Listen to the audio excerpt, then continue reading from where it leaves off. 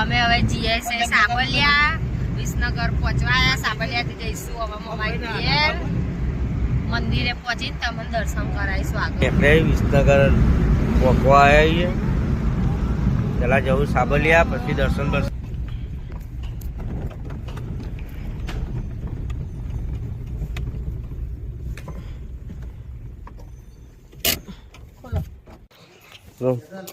Manu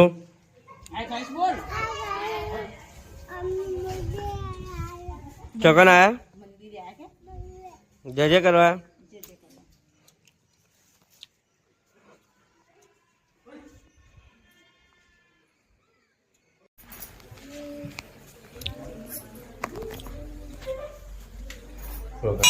મચુદલમાં